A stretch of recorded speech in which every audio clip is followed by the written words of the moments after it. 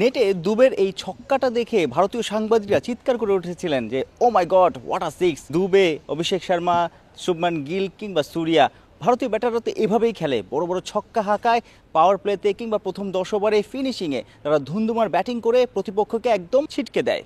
কিন্তু বাংলাদেশের বিপক্ষে কি সেই রকম ক্রিকেটটা খেলতে পারবে? দুবাইয়ের পিচে বাংলাদেশের এক্স ফ্যাক্টর পুরো ম্যাচের পার্থক্য গড়ে দিতে পারেন মোস্তাফিজুর রহমান।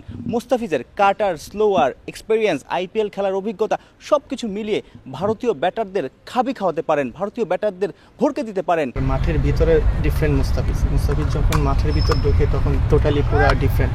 মুস্তাফিজের যে এক্সপিরিয়েন্স সেটা তো আপনারা দেখতেছেন, মুস্তাফিজ যেভাবে ডেলিভার করতেছে জাস্ট আনবিলিভেবল।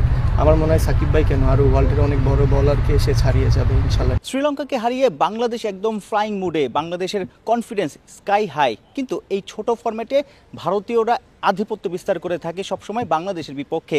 17 বার আন্তর্জাতিক টি-20তে 16টাই বাংলাদেশ হেরেছে, মাত্র একটা জয়। কিন্তু এবারের দলটা ভিন্ন, সেটা প্রেস কনফারেন্সে ভারতীয় সহকারী কোচ কিংবা বাংলাদেশের হেড কোচ সবাই বলছে যে এই বাংলাদেশ দলের ক্রিকেটারদের মধ্যে আলাদা একটা ক্ষুধা আছে, তারা জিততে জানে, তারা জিততে চায়, সেই প্রতিজ্ঞা নিয়ে, সেই মেন্টালিটি নিয়ে তারা ম্যাচটা খেলে। আমাদের বডি ল্যাঙ্গুয়েজ যেভাবে আছে আমরা বেশি কিছু চিন্তা করতেছি না, জাস্ট একটা ক্রিকেট ম্যাচ খেলার জন্য ওইভাবে আছি। প্রতিপক্ষ ভারত কি অস্ট্রেলিয়া, এটা নিয়ে আমরা চিন্তা করতেছি।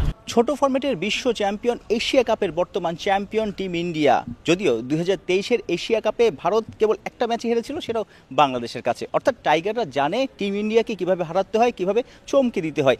এই এশিয়া কাপেও ম্যাচটা যে একদম ভারতের জন্য সহজ হবে না সেটাই কিন্তু ফুটে উঠেছে রায়ান টেন্ডুলকারের ভারতীয় সহকারী কোচের কথাতে। প্রেস কনফারেন্সে তিনি বলেছেন, আমরা কোনো দলকেই ছোট বা হালকাভাবে নিচ্ছি না। বাংলাদেশ দুর্দান্ত ক্রিকেট খেলছে, বাংলাদেশ নতুন যে ব্র্যান্ডের টি-20 ক্রিকেট খেলছে সেটা অবশ্যই ইমপ্রেসিভ, প্রশংসা করার মতো। অর্থাৎ এই দুবাইয়ের পিচে বাংলাদেশের বোলাররা, বাংলাদেশের ব্যাটাররা থ্রেট হতে পারে, ভারতীয়রা সেই পরিকল্পনা করেই আসলে ম্যাচটাতে নামবে।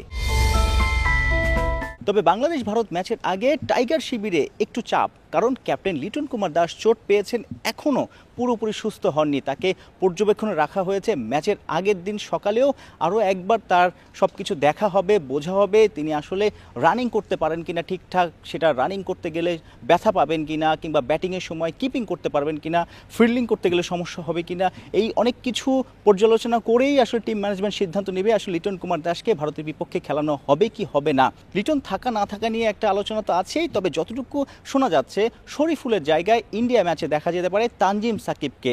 2024-এর টি-20 বিশ্বকাপে তানজিম সাকিব ভারতের বিপক্ষে দুর্দান্ত বোলিং করেছেন, চোখ রাঙানি দিয়েছিলেন কোহলিকে। তানজিম সাকিবের মধ্যে এগ্রেসিভ মেন্টালিটি আছে ভারত ম্যাচে, যেটা টিম ম্যানেজমেন্ট খুব করে চায়।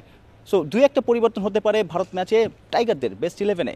সাইফুল রূপক, 71, দুবাই, আরব আমিরাত।